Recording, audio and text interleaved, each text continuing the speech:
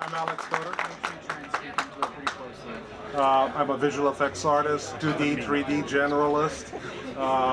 Been working in the movie broadcast industry for the last 20-some years, and I feel very fortunate that I had the opportunity to work on a lot of great movies, a lot of great projects, broadcast, film, multimedia stuff, music videos. I'm sure all of you guys that are fans of Robert Rodriguez have seen all of them. And I'm sure most of you have seen Alita.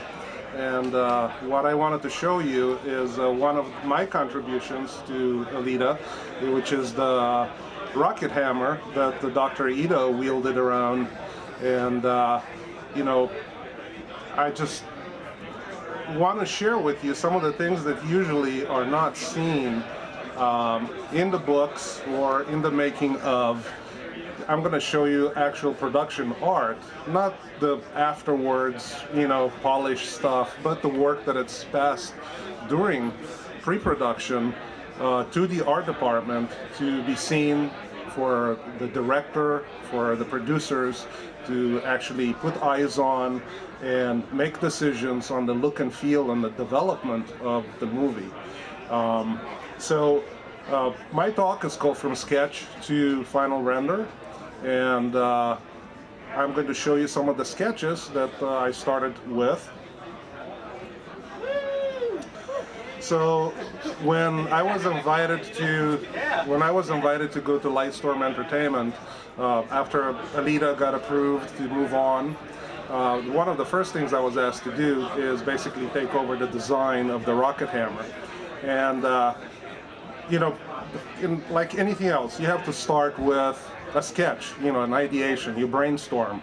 You sit down with a pencil, pencils, ink pens, or just a tablet, and you start sketching. And you have the director, you have the producers, the art directors, production designers that give you feedback. The first ones that I did are this was the most. They were the most intrigued about the second one, the one that has the revolver cylinder in it, and they really went, we want to see more of this thing, you know, what can we do with this? This is really cool. So from there, I said, well, I can start mocking it up in 3D and start fleshing it out from there. This is the actual 3D model that it ended up being. I modeled it in XSI and Maya. It's very efficient. When I design stuff as props, I design them in the mind of how do I build this, and if there's something that I have to pass to the art department, basically fabricators, craftsmen, artisans, they have to make this prop. I cannot just design something that is unbuildable, that is not going to look at what the director, the producer, the production designer has approved. So from the previous sketch, it was very detailed. And then I looked at the schedule, and Steve Joyner, the production designer, told me, well, you know, you're going to have to build this. I'm also a fabricator. I'm not just a 2D, 3D artist, but I like to get my hands dirty and make things. And so, well, you know, you're going to have to make it, and you only get a week to do it. So I was like, oh, okay, so a few things are going to have to get streamlined. I said, well, you need to work it out. So that's why the 3D model looks a little bit different than the actual sketch. I tried to keep a lot of the elements that I designed from the 2D sketch, but in the 3D model, I've discovered a lot of things. You know, how things move against each other, how would you hold it in your hand? You know, is it going to look cool on screen when the actor is going to keep it in his hand? So some of the aspect ratios changed, some of the thicknesses changed, some of the design elements changed. Here you have some renders with how it would have worked. Okay, that cylinder would have opened up, and when I designed it and modeled it, as you can see, I modeled all the parts that would have made the sum of this design, including the actual rocket engines and everything else. And when you design, you have to design, like I said, for practical builds. During design, Steve Joyner and Ben Proctor, they came to me and said, well, you know, there's kind of a new thing that is going to happen. We're also going to have to make this luggage that he's going to wheel it around, and this is going to have to break into parts. Okay, so then the design changed a little bit. Not a whole lot, but I had to redesign parts of it so it actually could be fitted into a practical luggage that the art department actually built. This is the raw render from Octane Render. So a lot of times what I do, I model and light, but I do not necessarily render in the package that I work with, like XSI or Maya. I actually take it to an off-party renderer like Octane by Otoy. And the reason I do this is because it renders, it's GPU based, it renders really fast. And what that allows me is to get really pretty lighting, an actual world-based lighting and materials that are based on practical materials. And I can paint on top of it. So this is the actual render, but the render that I presented as a concept is this. So I actually painted in Manga Studio and Photoshop all the details, all the oil slicks and the scratches and everything else. If I would be to redo this today, I would do it a little bit different. I would use Substance Designer to actually do all the scratches and do everything in 3D and as a 2D solution. Again, this is the Otoy render, and as you can see, it's really pretty. It's got really nice speculars. The shadows are they're very nice and soft.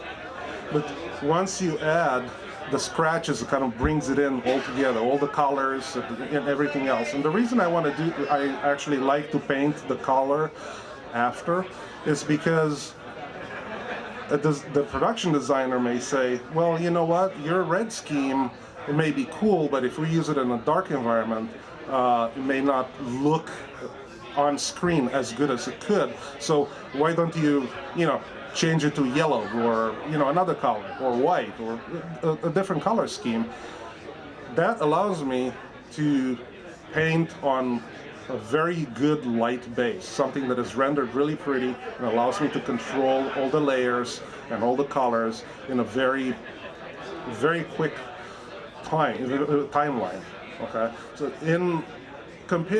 film compared to video games, it's very fast. The pre-production in film, it happens at a faster pace than video games.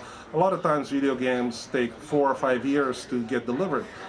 Pre-production can go on for a year, for example, or things can change. In film, you have schedules. I mean, you have 5-6 weeks of pre-production. If you're lucky to still create artwork and design during production for a little bit, maybe you get 10 weeks at all. So you have to produce for the art department in a really fast pace. So doing it this way, it basically allows me to crank out a lot of art and a lot of variables, if you will, where the production designer, art directors, they can pick from. Like I said, I'm a fabricator, and I was very fortunate to have in my office a 3D printer and a CNC machine. So this is the actual part of the prop, the ABS print, and the actual paint job that I put on the anvil head. A lot of people like to work the other way around. They like to assemble the whole parts and then paint on top of it. This particular design, I actually painted all the parts separately because I knew I was going to scratch it when I put it back together. So I wanted some of those real scratches that, when I'm there with the wrench, and I skip, I get, a nice scratch through the paint layers into the base metal that I painted. And here's the photograph of the actual prop. And one is like a really raw, one light source. The other one, that's a much prettier photograph that Steve Wilson, one of the guys, the talented guys at Troublemaker, photographed it for me. And you can see it's a pretty big prop. I'm a 6 foot tall guy, and this thing is over 4 foot. It's not an easy thing to actually hold it, even with all the ABS and plastic parts. I mean, it's pushing it close to 11 pounds. So there's a lot of materials that went into building this. And by the way, it took 3 days to print all the parts, and it took me 4 days to assemble it, put it back together, paint, do all the finishing work, and actually deliver it to the art department for the walkthrough. This is the actual presentation sheet that when I was at Lightstorm, I showed the producers and the production designer and the art directors what my final idea was for this particular prop. I'm going to show you a couple other versions. This is the piece that I actually use for my own portfolio that I actually have online, and since people don't hear me talk, or they do not see the method to the madness, for them to just got to get an idea of how a prop like this gets made. But I'm going to show you a couple other ones. This is a really funny anecdote. This design, they really liked it a lot, but after it was all approved, the producers and the production designers came back and said, you know what, you never know when people's minds change, so let's have a couple other ones. And I said, well, you know what, I'm here in LA, I don't have a car, my family's not with me, I'm just gonna knock a few designs over the weekend, I'm just gonna get them done and just stash them away, and I'm gonna polish them up really nice, and if they come up for a discussion of their other versions, you can just quickly slide them in, so.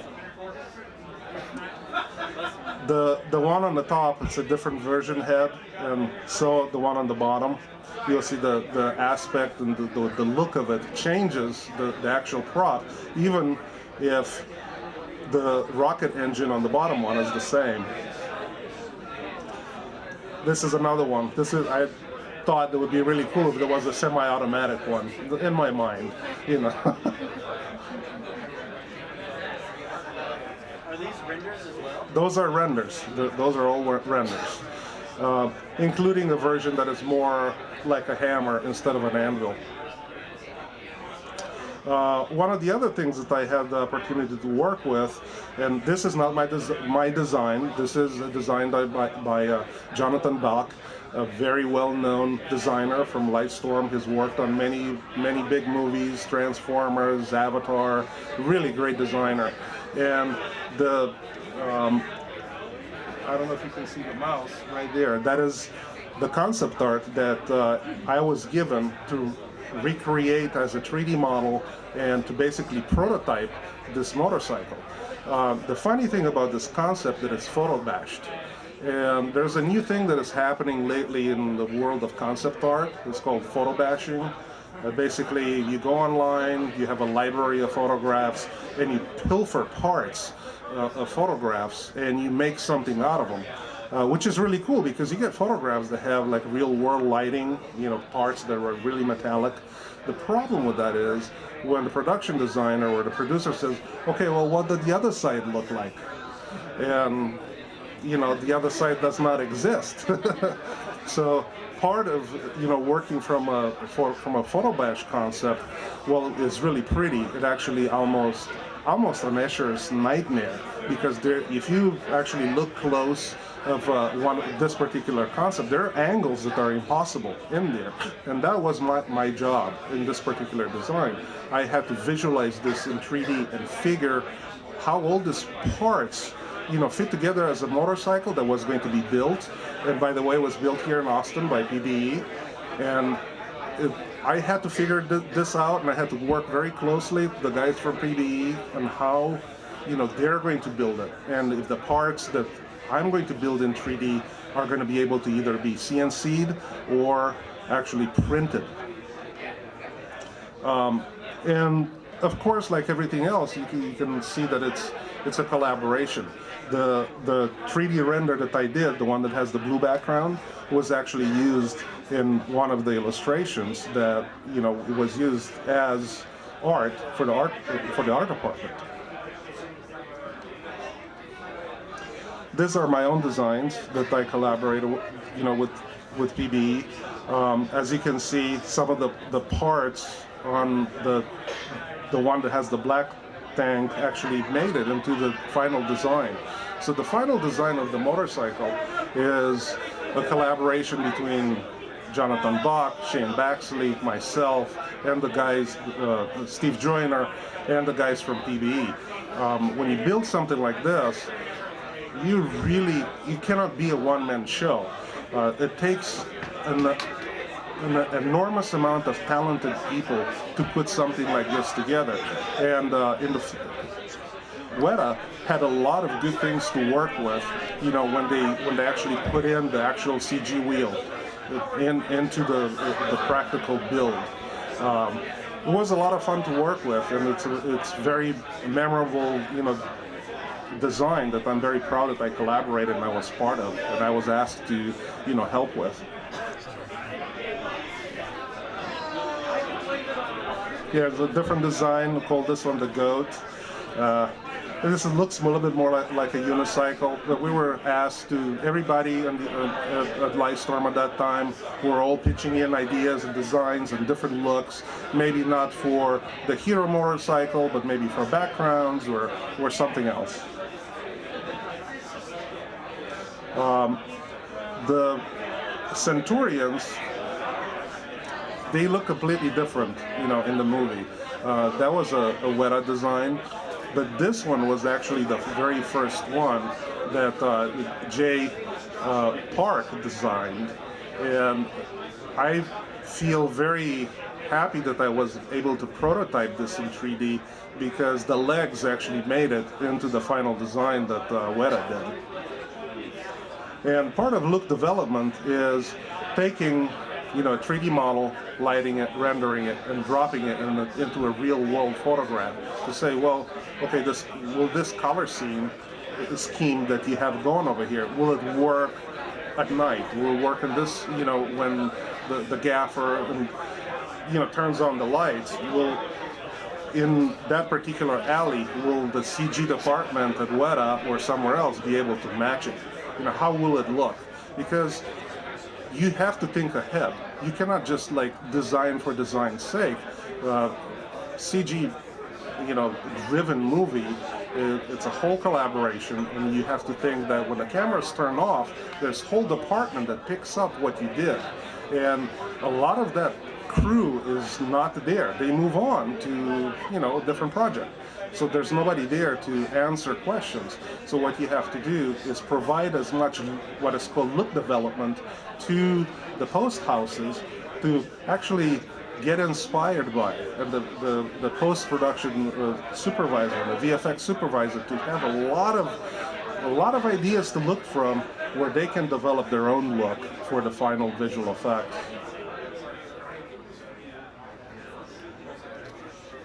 It's another look development of that particular design that I modeled. This was fun. This was a maquette that I built. This was before the movie was approved. There were 2 maquettes that were built and presented with all the artwork at the pitch at Fox, and this was one of them. You can see the sketch that I did, and Robert really liked it. And it's only, okay, now build it in 3D and let's make a maquette out of this and, get it done. So we can have not only, 2D artwork or digital artwork to show, but to have something to put on the table, okay, where all the producers and all the money people can say, okay, we really want to do this. Okay, you guys have a vision here. Okay, you guys are gonna, you guys can really, bring this to life. Unfortunately, this particular design didn't make it, but it did influence other designs in the final movie, the Motorballers. If you saw the movie, you saw that there were a bunch of goons that had the prods. I designed those, and those are from sketch, the ones up in here, to the actual 3D, to Chris Walters, which is an amazing fabricator at Troublemaker Studios, actually fabricated the heads, and the look development of how a guy in a suit would look with this particular prop.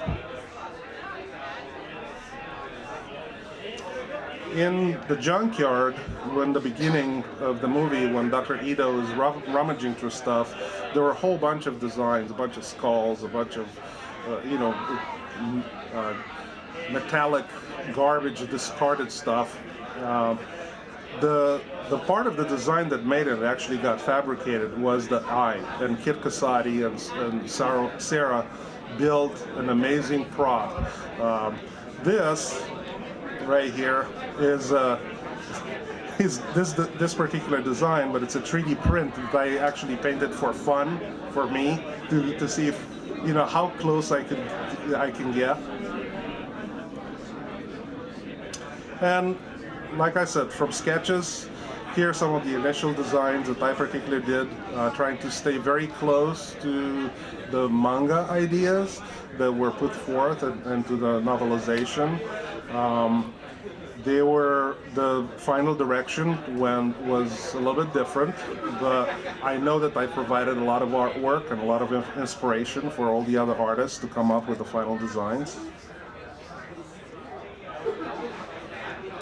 And this concludes my presentation, and now I'm going to have to owe Brian about $20 for all the good words he's put in for me. And thank you.